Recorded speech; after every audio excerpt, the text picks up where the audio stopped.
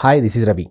YCP సిద్ధం సభకు పోటీగా టీడీపీ జనసేన చేపట్టిన జెండా పండుగ సభ సూపర్ సక్సెస్ అయింది.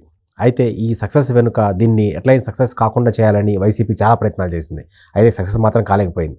మరి ఇంతకు ఆ సభని ఫ్లాప్ చేయాలని వైసీపీ చేసిన ప్రయత్నాలు ఏంటి, అసలు తెర వెనుక ఏం జరిగింది? ఇదే అంశంపై మనతో మాట్లాడేందుకు సీనియర్ జడ్జి సిఎస్ రావు గారు ఉన్నారు. ఆయన అడిగి మరిన్ని వివరాలు తెలుసుకుందాం. సార్ నమస్కారం. సార్ నమస్తే రవి. సార్, నిన్న జరిగిన తాడేపల్లిగూడ సభ సూపర్ సక్సెస్ అయింది. అయితే ఈ సభని ఆపడానికి వైసీపీ ప్రభుత్వం ఎన్ని చేయాలో అన్నీ చేసింది. కానీ ఏది అంటే జనాదరణ ముందు వైసీపీ కుయుక్తులేమి వర్కౌట్ కాలేదు. సో ఇంతకీ వైసీపీ ఏం చేసింది, ఈ సభని ఆపడానికి ఎలాంటి ప్రయత్నాలు చేసింది? సో ఒకటి రవి, 26 సంవత్సరాల నుంచి నేను జర్నలిజంలో ఉన్నాను. దాదాపు 5-6 ఎన్నికలకి డైరెక్ట్గా క్షేత్రస్థాయిలో నేను ఒక 3 ఎన్నికలను చూశాను. తర్వాత రాష్ట్ర స్థాయిలో కోఆర్డినేట్ చేసుకొని మిగతా ఎన్నికలను నేను ఫాలో అవుతూ ఉన్నాను. కానీ ఏ ఎన్నికల ముందు చూడనటువంటి పరిణామాలను ఇప్పుడు ఆంధ్రప్రదేశ్లో చూస్తున్నాం. ఏంటి అవేనంటే, సాధారణంగా ఎన్నికల సమయంలో కానీ ఎన్నికల ముందు కానీ సభలు పెట్టుకోవటం, రోడ్ షోలు నిర్వహించడం ఇవన్నీ సర్వసాధారణం. కానీ ఎప్పుడు కూడా అధికారంలో ఉన్నటువంటి పార్టీ ప్రతిపక్షంలో ఉన్నటువంటి పార్టీని సభలు పెట్టుకోనివ్వకుండా, లేదంటే సభలను ఫెయిల్ చేయాలని చెప్పి ప్రయత్నాలు పెద్దగా జరగలేదు. ఏదైనా 1-2 సందర్భాలు జరిగి ఉండొచ్చు, కానీ అది పనిగా ఫెయిల్ చేయాలి అనే ఒక కసితోటి, లేదంటే ఒక ద్వేషంతో ఎప్పుడు కూడా ప్రయత్నాలు జరిగినటువంటి దాఖలాలు లేవు.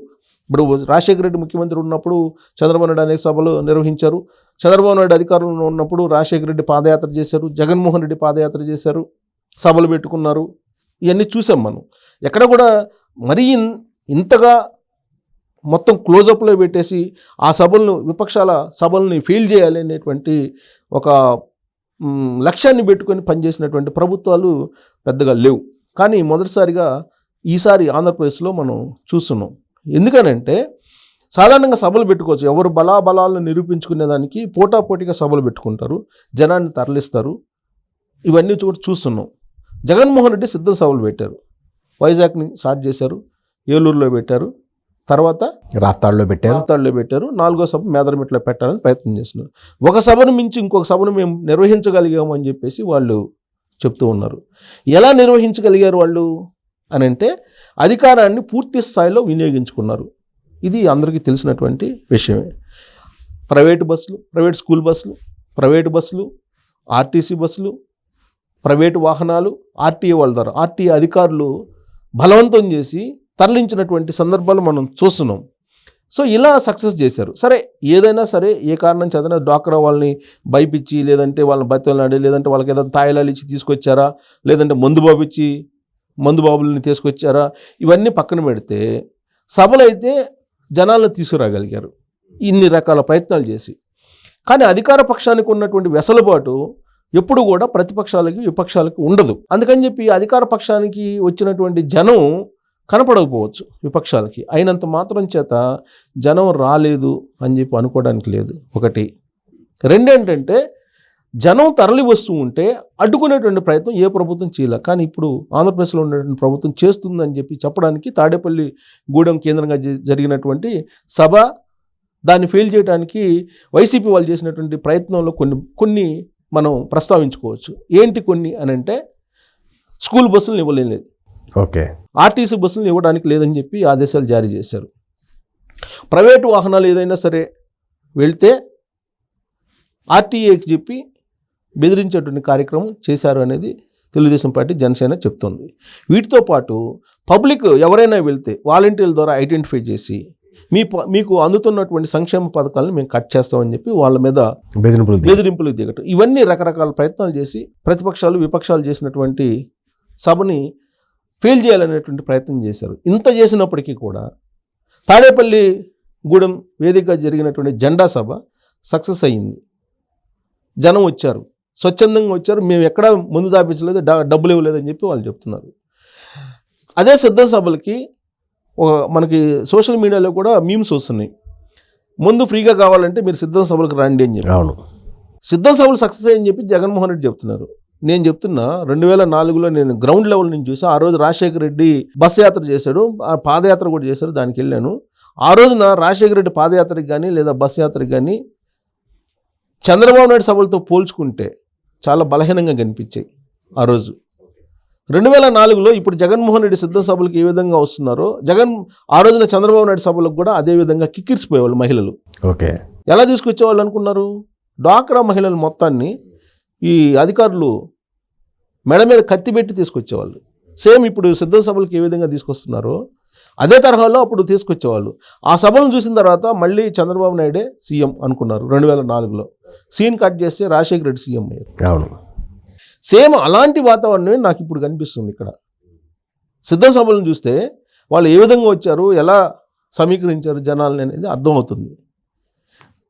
అదే విపక్షాలు పెట్టినటువంటి తాడేపల్లిగూడెం సభను చూస్తే, జెండా సభను చూస్తే అక్కడ పబ్లిక్ రియాక్షన్ మనం చూస్తే, క్లోజ్ అబ్జర్వేషన్ పెట్టి చూస్తే పబ్లిక్ రియాక్షన్ ఏ విధంగా ఉంది, సిద్ధం సభల్లో పబ్లిక్ రియాక్షన్ ఏ విధంగా ఉందో మనం అబ్జర్వ్ చేయొచ్చు.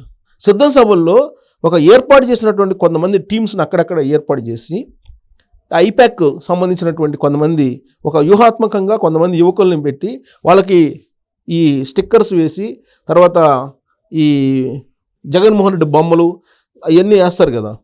సో అవన్నీ వేసి మీరు అబ్జర్వ్ చేస్తే కొన్ని పర్టికులర్ టీమ్స్ మాత్రమే కనిపిస్తాయి. 3 సిద్ధ సభలు గమనిస్తే క్లోజ్గా గమనించండి.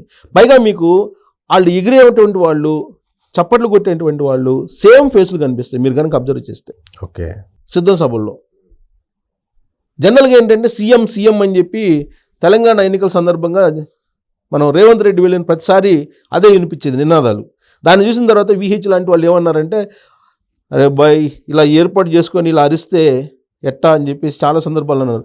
ఖర్గే కూడా ఒక సందర్భంలో అప్పట్లో విసిగిపోయారు, ఇలా అయితే నేను వెళ్ళిపోతానండి. అలానే జగన్మోహన్ రెడ్డి సిద్ధ సభలకి ఎక్కడికి వెళ్ళినా కానీ కొంతమంది టీంని ఐపాక్ ఏర్పాటు చేసినటువంటి టీము వాళ్ళు టీషర్ట్లు వేసుకొని పార్టీ సింబల్స్ తోటి స్టిక్కర్స్ వేసుకొని జెండాలు కట్టుకొని రకరకాలుగా హడావుడి కనిపిస్తుంది మనకి. సేమ్ హడావుడి. ఓకే. మీరు ఏలూరు సభ తీసుకో, వైజాగ్ సభ తీసుకో, రాప్తాడు సభ తీసుకో, సేమ్ హడావుడి, సేమ్ మనుషులు కనిపిస్తుంటారు మీరు చాలా వరకు. కానీ తాడేపల్లిగూడెం సభ కనుక తీసుకుంటే మనకు ఒక జెండాలు మాత్రమే కనపడతాయి. అంతే జెండాలు మాత్రమే కనపడతాయి. తర్వాత చంద్రబాబు నాయుడు మాట్లాడేటప్పుడు, పవన్ కళ్యాణ్ మాట్లాడేటప్పుడు వాళ్ళకి నచ్చినటువంటి దాని మీద స్పందించారు. ఏది నచ్చింది? జగన్మోహన్ రెడ్డి పరిపాలన, ఇసుక సిండికేటు, మద్యం సిండికేటు, భూములకు సంబంధించినటువంటి కబ్జాలు, వీటిని ప్రస్తావించినప్పుడు వాళ్ళ నుంచి వచ్చినటువంటి స్పందనని గమనించవచ్చు. కావాలంటే వీడియో మళ్ళీ రిపీట్ చేసుకొని చూడొచ్చు. అంటే స్వచ్ఛందంగా వచ్చారా అంటే పూర్తిగా స్వచ్ఛందంగా రాకపోవచ్చు. మనం స్వచ్ఛందంగా వచ్చారు తాడేపల్లిగూడెం సభకు అని చెప్పి కూడా చెప్పడానికి లేదు పూర్తిగా. కానీ జగన్మోహన్ రెడ్డి వైఎస్ఆర్ కాంగ్రెస్ పార్టీ పెట్టినంత డబ్బు ఖర్చు దీనికైతే పెట్టల. పైగా పూర్తిగా జనసేన పార్టీ ఏర్పాటు చేసినటువంటి సమావేశం అది, తాడేపల్లిగూడెం సమావేశం. సో జనసేన పార్టీ ఎప్పుడు కూడా డబ్బులు పెట్టదని నేను అనుకుంటున్నాను. ఎందుకంటే డబ్బు పెట్టి రాజకీయం నేను చేయదలుచుకోలేదని చెప్పి పవన్ కళ్యాణ్ అనేక సందర్భాల్లో చెప్పారు. ప్లస్ చాలా క్లారిటీగా చెప్పారు, మీరు అన్నీ నచ్చితేనే నాతోటి రండి, మీరు నాతోటి వచ్చి వీలలు వేసి రేపు ఓట్లు వేయకపోతే అనవసరం, మీరు రామాకండి, నన్ను అనుసరించమాకండి అని చెప్పి చాలా క్లారిటీ ఇవ్వడం జరిగింది. పైగా ఆ సభను చూసిన తర్వాత సినిమా భాషలో చెప్తుంటారు, కెమిస్ట్రీ అదిరింది హీరోయిన్కి అన్నట్టుగా. అలానే ఈ పొత్తుకు సంబంధించి తెలుగుదేశం పార్టీ జనసేనకు సంబంధించి పొత్తు హిట్ అయిందని చెప్పడానికి ఆ సభ కనిపిస్తుంది. ఆ సభలో పవన్ కళ్యాణ్ అలాగే చంద్రబాబు నాయుడు ఇచ్చిన స్పీచ్ కూడా కనిపిస్తుంది. కాబట్టి దాన్ని విడదీసేటువంటి ప్రయత్నాలు చేసినప్పటికీ అది విడిపోయేటువంటి పొత్తు కాదు. కాబట్టి దీన్ని ఏమనొచ్చంటే సిద్ధం పైనే జెండాను ఎగురవేశారు పవన్ కళ్యాణ్, చంద్రబాబు నాయుడు అని చెప్పి మనం చెప్పొచ్చు అక్కడ జరిగినటువంటి సభను చూస్తే. సో దీన్ని బట్టి రియాలిటీ ఏంటి అనేది తెలుసుకోవచ్చు. ఎందుకంటే తాడేపల్లిగూడెంలో వాళ్ళు ఏర్పాటు చేసినటువంటి సభకు ఫెయిల్ అయిందని చెప్పి రాధాకృష్ణ గారి భాషలో చెప్పాలంటే కూలి మీడియా, బ్లూ మీడియా చెప్తూ ఉంది. కానీ అక్కడ జరిగినటువంటిది ఒకటి, వీళ్ళు చెప్తున్నది ఇంకొకటి అని చెప్పి మనం విశ్లేషణ చేసుకోవచ్చు. సో ఆ సభను కనుక చూస్తే సిద్ధం పైన జెండా ఎగరేశారు వీళ్ళు అని చెప్పి మనం చెప్పొచ్చు, విశ్లేషణ చేసుకోవచ్చు. సిద్ధం పైన యుద్ధం ప్రకటించారు జనసేన అని అనుకున్నట్లుగానే సభ సూపర్ సక్సెస్ అయింది. అయితే ఒకటి, వైసీపీ ఎన్ని ప్రయత్నాలు చేసినా నిన్నటి సభ మాత్రం ఫెయిల్యూర్ చేయలేకపోయింది. సో రాబోయే రోజుల్లో టీడీపీ జనసేన ప్రపంచం మరింతగా దూకుడుగా ఉంటుందని చెప్పొచ్చు. Thank you.